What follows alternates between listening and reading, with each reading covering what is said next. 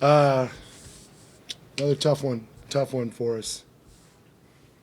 Really had a hard time offensively. You look at our numbers, didn't shoot it very well. Season low, 28%.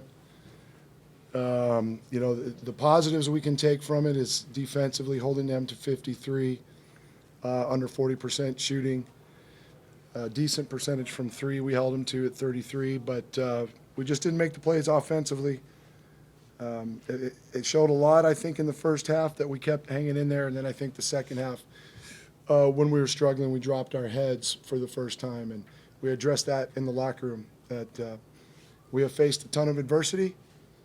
The team has had its struggles because of that, but it's going to show a lot about how we come out of this and where we continue to build with the team moving forward. We've got to keep scrapping. It's life. Life throws all sorts of curveballs at you, and the ones that hang their heads, right, and disengage, it snowballs, and life becomes very, very, very, very miserable. And our message to our guys is, for a life lesson, when adversity comes at you, you got to band together. You got to find a way to scratch and claw and battle. That's the only answer. I mean, it's simple. You've got to battle and you've got to pull together. And we're having a hard time right now just because we've got some young fellas on the team, some inexperienced guys, some immaturity, and we've got to find a way to continue to stay together and build if we want to turn this thing around. Questions? Coach, talk a little about Ja'Cory becoming a more scoring option in the last couple games. Yeah, I mean, he's stepping up, shooting the ball well. You know, we knew that at the beginning of the year, Ja'Cory needed to get used to the level of intensity at this level, and he's really been locked in, and he's much more focused and going harder in practice. Not that he was lazy, he just didn't know what it took at this level consistently, and he's been really good, and it's being reflected, with what he's been able to do offensively. David, one of you kind of veteran guys on this team, what do you take from Coach's message there, and how do you carry that over to the guys that kind of a lot of season left in this thing to kind of dig your way out?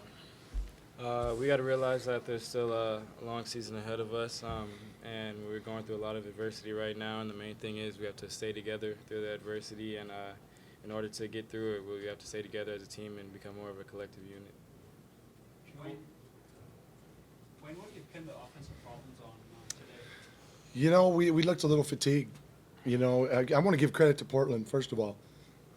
Their bigs got very physical with us, and did a good job there. But we had some really good looks at the rim and from the perimeter, and we didn't take advantage. And you know what? We've over the years, our teams have won a lot of games when they're ugly like this, right? I mean, it was just the pace, shots weren't going in, low scoring, but you've got to find a way to, and usually you depend on maturity, leadership out there on the floor to continue to fight, scratch, and claw like I talked about and get stops, multiple stops, and then go attack. And when you get fouled, step up, make your free throws. You chip away at things like, when it's like that, and you find a way to win ugly.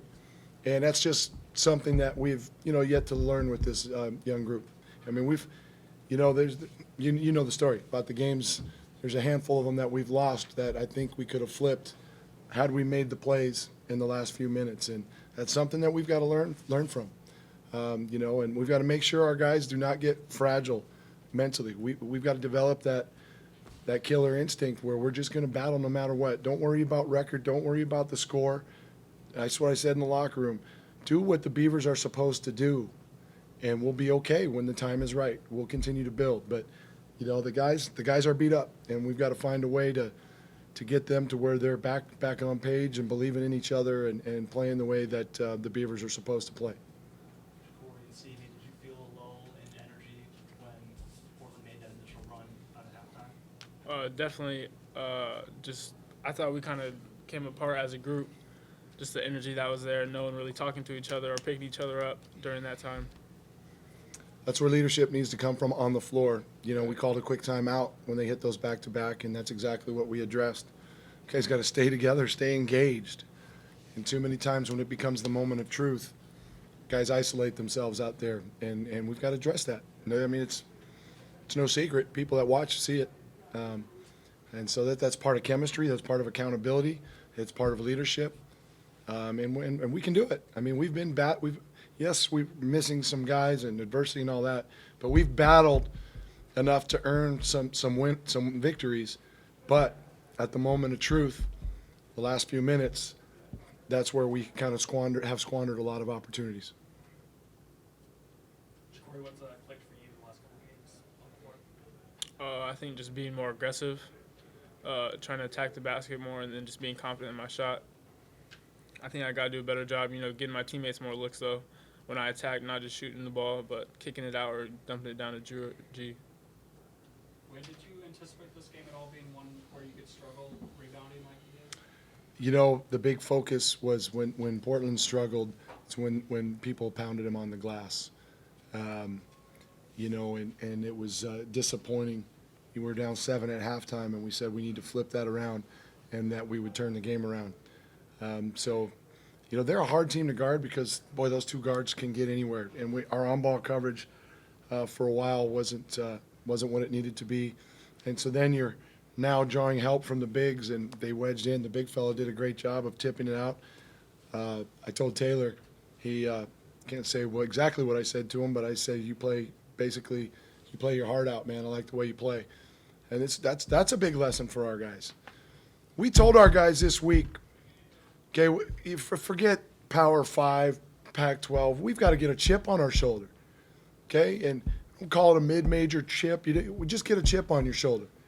And a lot of the teams that are knocking us off are playing with more of one than we are. And I don't care where our roster's at. That's got nothing to do with it. And we're going to challenge these guys again to find a way to toughen up and get a chip on and start playing with more purpose. We're never going to be good enough to just show up and beat teams. Everyone wants to hit one out of the park against, Pac-12 schools. And so our guys got to learn how to get that edge. When you talked a lot about the youth in this team, what's been some of the more challenging things, just having a lot of talent on the floor but not being able to put the pieces together? Well, leadership out on the floor, maturity, toughness, and those things don't just come as time passes because you get older. You've got to fight for them. You've got to earn them. You've got to earn toughness by going after it every day.